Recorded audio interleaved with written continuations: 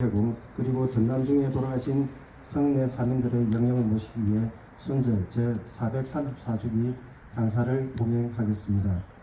먼저 산신제를 진행했습니다. 산신축간, 산신제주, 집사는 산신제 자리로 이동하시오.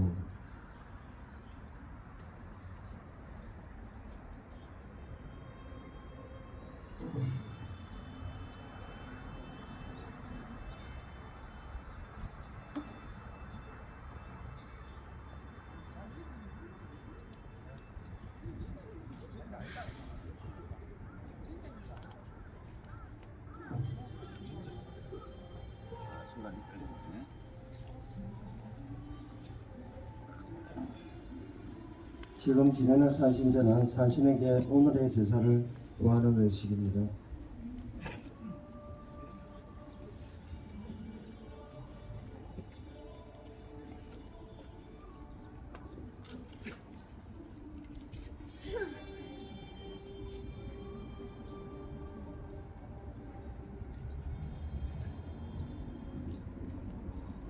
이 4350년 음력 4월 14일 제434주기 윤흥신 공 향사를 맞아 사대주산 산신님께 아뢰나이다. 돌아가신 조승구 아내 청사 절충양군 윤공 동신 부군 조승구 의사 윤공 홍예부군 조승구 가대진 술란삼인 제2 이석과 재단을 늘 지켜주시고 살펴주신 산신님의 은혜에 감사하여 공경을 다하여 산신제를 올립니다. 이에 맑은 술과 100가지 음식을 받들어 올리오니 우리 공양하시옵소서.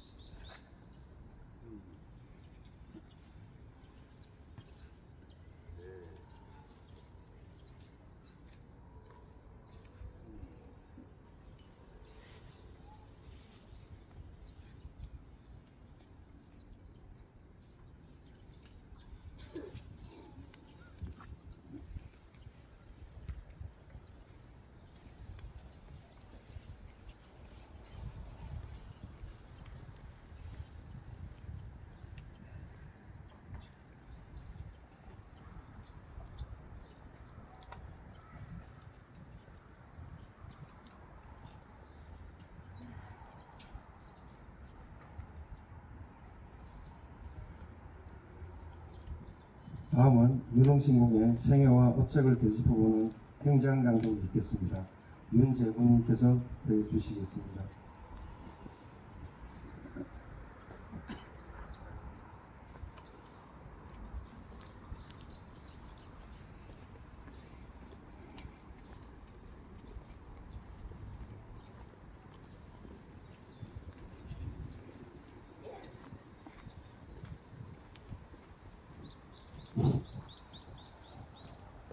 윤홍신 첨사의 행장을 말씀드리겠습니다.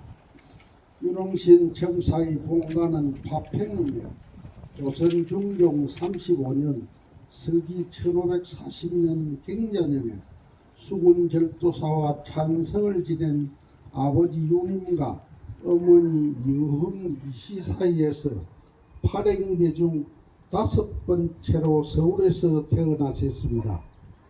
조부 윤여필이 연산군을 축출한 중종 반정의 전국 공신이었으며 고모가 장경왕후이므로 첨사는 지체 높고 부유한 집안에서 태어났으나 첨사가 6살 되던 해에 일어난 을사사화로 아버지 유님과 위의 세 사람이 사사당하고 집안이 멸문지하를 입는 바람에 첨사는 세상에서 잊혀진 불우한 청소년기를 보낼 수밖에 없었습니다.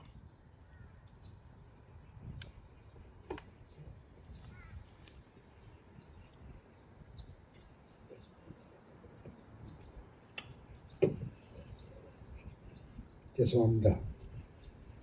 그러나 다행히 첨사가 36살이 되던 1577년에 아버지 유님이 죄가 없음이 밝혀져 을사사화 후 32년 만에 신원복관되자 첨사는 바로 묵과에 응하여 출사했고 몇 차례의 간직을 거쳐 41살이 되던 해에는 진천행감이 되셨습니다. 그러나 무관 출신이면서 정계에 진출한 아버지 유님의 특이한 경력과 이로 인한 세간의 좋지 못한 비평 그리고 을사사화의 여파가 첨사를 계속 괴롭혀 첨사의 간직 생활은 평탄할 수 없었고 거듭되는 파직과 추고를 계속 당하는 어려운 처사였지만 첨사가 무인으로서 재주가 남달리 뛰어났음을 알 수 있는 점은 조선 유일의 수군 독진이며 첨사 중에서도 가장 분계가 높은 다대진 첨사로 왔다는 사실입니다. 당시 조선은 외국의 침략이 잦아서 중종 5년 서기 1510년에 일어난 삼포외변과 명종 10년 서기 1555년에 있었던 을묘외변을 겪은 조정은 영남 해안지방 특히 부산 부근의 방어 문제를 논의하던 중에 다대진의 지리적 중요성이 부각되어 다대진을 첨사형으로 격상시키고 무술 실력이 높고 재주가 있는 당상관을 보내야 한다는 결정에 따라 첨사는 신을 넘은 고령의 나이였음에도 분계가 무장으로서 경력을 인정받아 다대진 첨사로 발탁된 점이 이를 증명해 주고 있습니다. 더욱이 첨사가 외란을 당하여 전사하기 전날 유사 이 하인 거야라고 하는 말은 오직 죽음이 있을 뿐 다른 길이 없다는 결심으로 성을 버리고 탈출하여 구차하게 목숨을 부지하는 것보다 결코 물러서지 않고 외적과 죽음으로서 맞서겠다는 의지의 표현이었으며 성을 지키며 외적과 싸워 첫날의 전투를 승리로 이끌어 조선 장수의 명예를 지켜내었고 다음날 다대성 첨사형 임지에서 53살을 일기로 전투 중에 생을 마치게 되셨습니다. 이상으로 윤흥신 첨사의 행장 소개를 마치겠습니다.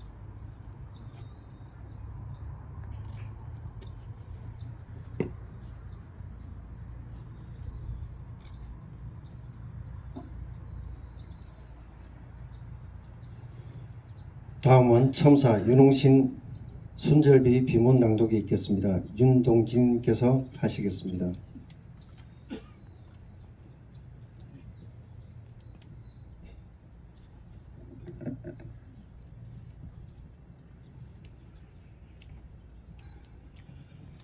저는 시조 파평윤시 시조 태상호로부터 39세가 되고 현재 포항시 종친회장을 맡고 있는 윤동진입니다.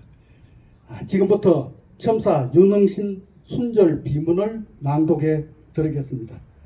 옛날 임진왜란 때 동네에서 제일 먼저 전투가 시작되었는데 동네성을 둘러싸고 진을 지키신 10수명의 신하들 중에서 그 충절이 크게 나타난 사람은 동네 부사 송상현과 부산 첨사 정발, 그리고 다대포 쪽에는 윤흥신공이 있으니 이들 세 사람을 동네 순절신이라고 부르고, 동네부 사람들은 충렬사를 지어 송정 두 분을 제사 지내 왔으며 윤흥신공은 집에서 제사를 지내도록 하였다.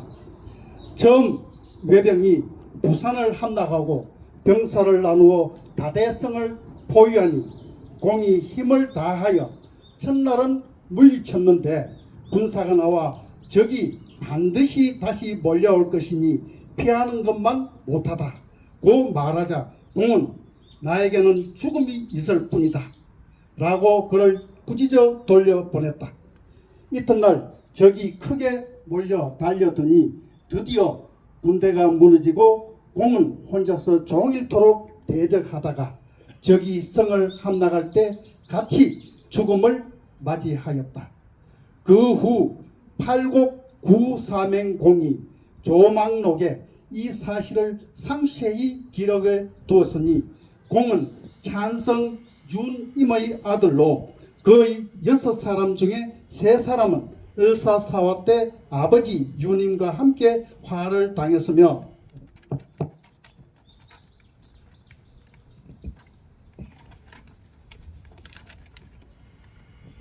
윤흥신공이 다대진에 부임할 때는 이복 동생 흥제가 같이 와 있었는데 외적이 공을 핍박하여 시퍼런 칼날이 어지러운 아래서 흥제는 공을 끌어안고 같이 죽으면서 끝까지 손을 풀지 않았고 죽은 후에도 손을 풀지 않았으므로 할 수 없이 두 시신을 같은 관에 넣어서 매장을 했으니 이 어찌 기이하고 열렬하다 아니하리요.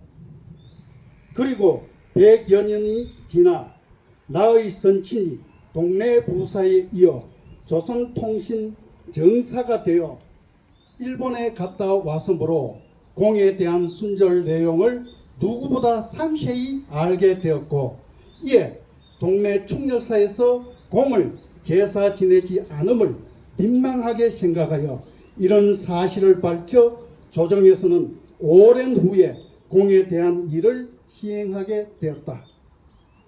이 해문은 선친이 조선통신정사로 갈 때에 상객이 되어 같이 간 사람으로 그가 다대첨사로 부임할 때 선친께서는 윤흥신공에 대한 사실을 적어 주었는데 그는 이를 벽에다 게시해 놓고 비석으로 세우고자 했으나 일이 성사되기 전에 다른 곳으로 전직하게 되어 다대를 떠났고 그 후에 부임해온 첨사들은 모두가 세 속에 젖어 속내를 말하지 않으므로 이 일은 그냥 내버려 두어서는 될 것이 아니기에 이 해문이 해두었다는 돌 비석이나마 찾아보려 했으나 그것마저 아는 사람이 하나도 없어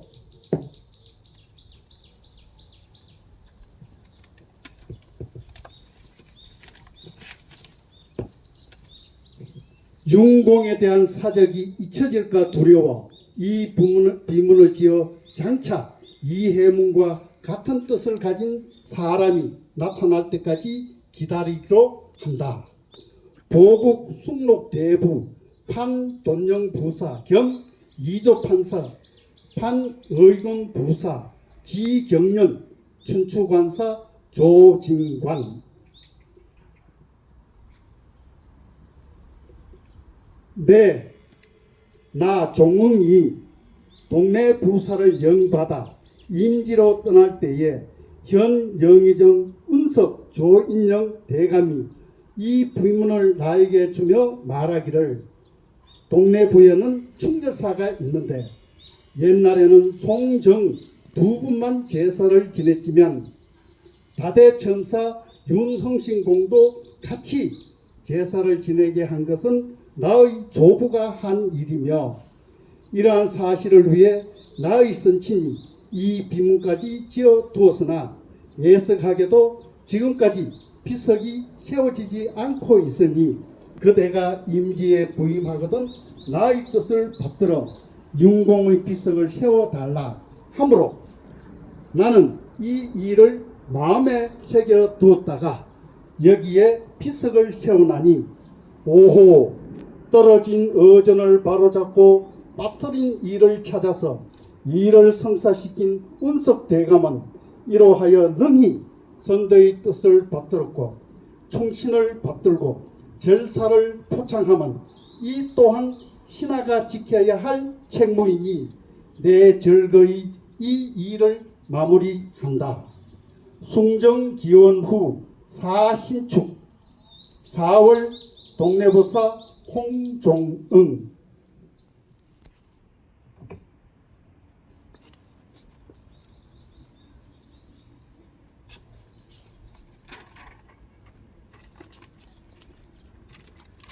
다음은 알짜 제14일동